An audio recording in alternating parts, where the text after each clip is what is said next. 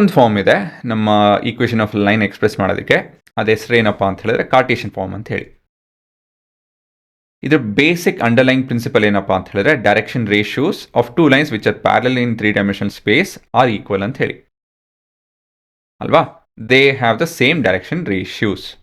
ಆ ಫ್ಯಾಕ್ಟ್ ಮೇಲೆ ಈ ಪರ್ಟಿಕ್ಯುಲರ್ ಫಾರ್ಮ್ ನಾವು ಡಿರೈವ್ ಮಾಡ್ತಾ ಇದ್ದೀವಿ, ನೋಡ್ತಾ ಇದ್ದೀವಿ ಆ್ಯಕ್ಚುಲಿ. ಸರಿನಾ? ಸೊ ನಮ್ಮ ಹತ್ರ ಏನಿದೆ, ನಮ್ಮ ಹತ್ರ ವೆಕ್ಟರ್ ಅಲ್ಲ, ಪಾಯಿಂಟ್ ಎ ಇದೆ through which our line is passing. ಅದಾದಮೇಲೆ direction ratio of a line which is parallel to the line, ಅದು ಗೊತ್ತಿದೆ ಅಲ್ವಾ. ಅದು ಬಿಟ್ಟು ಅಂತ ಹೇಳಿದ್ರೆ we have a point P which is representing the all the points on the number line. ಸರಿ, not number line, the line.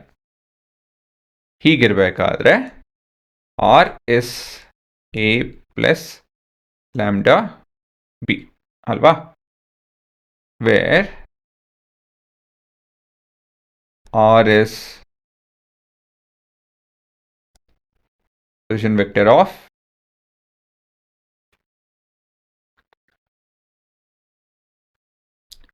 P and A is for, or A for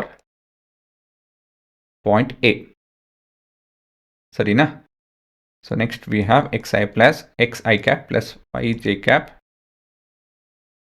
plus zk cap will be equal to, on the right hand side ಏನು ಬರುತ್ತೆ ಇಲ್ಲಿ, x1 i cap, ಹಿಂಗೆ ಬರೀತೀನಿ ನೋಡಿ, x1 i cap y1 j cap plus z1 k cap. ಅದು ಬಿಟ್ಟು plus we have lambda A I cap plus lambda B J cap plus lambda C K cap. ಸರಿನಾ? ಇದು just a matter of substitution, ಅಷ್ಟೇನೇನಿಲ್ಲ. ಇದು ಸ್ವಲ್ಪ rearrange ಮಾಡ್ಕೊಳ್ಳೋಣ ಇವಾಗ ಇದನ್ನ. ಸೊ ಏನು ಬರ್ತಿದೋ, ನಮ್ಮ ಆರ್ ಎಚ್ ಎಸ್ ಅಲ್ಲಿ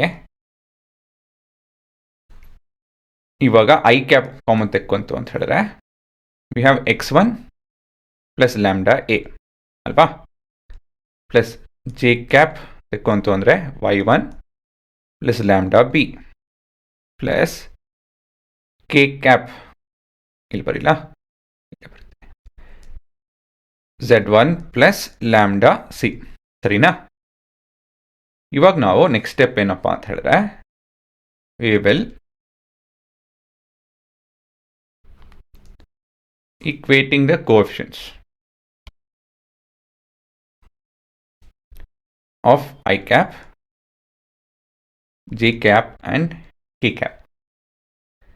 So x is equal to x1 plus lambda a. ಇದನ್ನು ರೀಅರೇಂಜ್ ಮಾಡ್ತು ಅಂತ ಹೇಳಿದ್ರೆ ಅಲ್ವಾ, ಕೋಎಫಿಷಿಯಂಟ್ಸ್ ಅಂತ ಹೇಳಿದ್ರೆ ಈ ಐ ಕ್ಯಾಪ್ ಜೊತೆ ಏನಿದೆಯೋ ಇಲ್ಲಿ right hand side, left hand ಸೈಡಲ್ಲಿ ಐ ಕ್ಯಾಪ್ ಜೊತೆ ಏನಿದೆಯೋ ಅದನ್ನೆರಡು ಕಂಪೇರ್ ಮಾಡ್ತಾ ಇದ್ದೀವಿ. ಸೊ ಈ ಪರ್ಟಿಕ್ಯುಲರ್ ಈಕ್ವೇಷನ್ ಸಿಕ್ತು. ಅದನ್ನು ನಾನು ಇವಾಗ ರೀಅರೇಂಜ್ ಮಾಡಿಕೊಂಡು lambda is equal to X minus x1 by A ಅಂತ ಹೇಳಿ ಬರಿಬೋದು. ವಾ, ಸೊ ವೈ ಅದೇ ರೀತಿಯಲ್ಲಿ y is equal to y1 plus lambda B ಅಂತ ಹೇಳಿ ಬರಿಬೋದು. So basically lambda is equal to y minus y1 by P. ಅದಾಯಿತು ಅಂದರೆ z is equal to z1 plus lambda C. So lambda is equal to z minus z1 by C ಆಗುತ್ತೆ. ಹಾಗಾಗಿ ಇಲ್ಲಿ ಇವೆಲ್ಲ lambda equal ಆಗಿದೆ, ಹಾಗಾಗಿ X minus x1 by A is equal to y minus y1 by P is equal to z minus z1 by C.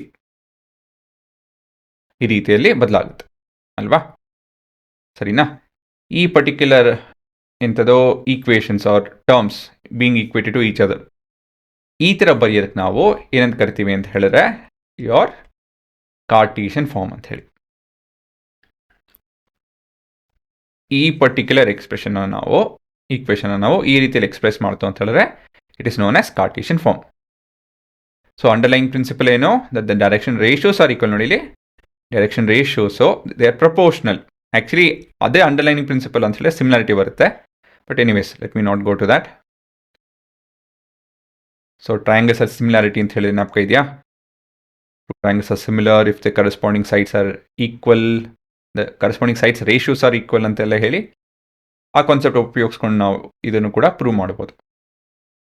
Anyways, so ಇವಾಗ ನಾವು X minus x1 by A ಬದಲಾಗಿ L ಅಂತ ಬರಿತೇನೆ. ಏನಕ್ಕೆ ಹೇಳಿ? ಏನಕ್ಕಂತ ಹೇಳಿದ್ರೆ A ಇಷ್ಟು ಬಿ ಇಷ್ಟು C ಅಲ್ವಾ, ಅದನ್ನು ಉಪಯೋಗಿಸ್ಕೊಂಡು ನಾವು ಡೈರೆಕ್ಷನ್ ಕೊಸೈನ್ ಕಂಡುಹಿಡಿಯಬಹುದು. ಸೊ ನಮ್ಗೆ ಅಕಸ್ಮಾತ್ ಡೈರೆಕ್ಷನ್ ಕೊಸೈನ್ ಕೊಟ್ಟಿತ್ತು ಅಂತ ಹೇಳಿದ್ರೆ ಅದನ್ನು ಉಪಯೋಗಿಸ್ಕೊಂಡು ಕೂಡ ನಾವು ಇದನ್ನ ಈ ಫಾರ್ಮಲ್ಲಿ ಕೂಡ ಬರಿಬೋದು, X minus x1 by N. So that to is your Cartesian form. So direction cosine ಕೊಟ್ಟಿದ್ರು ಕೂಡ, ಒಂದು ಲೈನಿನ ಡೈರೆಕ್ಷನ್ ಕೊಸೈನ್ ಕೊಟ್ಟಿದ್ರು ಕೂಡ ಅದನ್ನು ನಾವು ಕಾರ್ಟೀಷಿಯನ್ ಫಾರ್ಮಲ್ಲಿ ಬರ್ಕೊಬೋದು. ಸರಿನಾ ಹುಡುಗರ? ಸೊ ಡಿರೈವೇಷನ್ ಬರ್ಕೊಳ್ಳಿ, end of it the result ಆ ರೇಷಿಯೋನ ಅರ್ಥ ಮಾಡ್ಕೊಳ್ಳಿ, ಅಷ್ಟೇನೇನಿಲ್ಲ.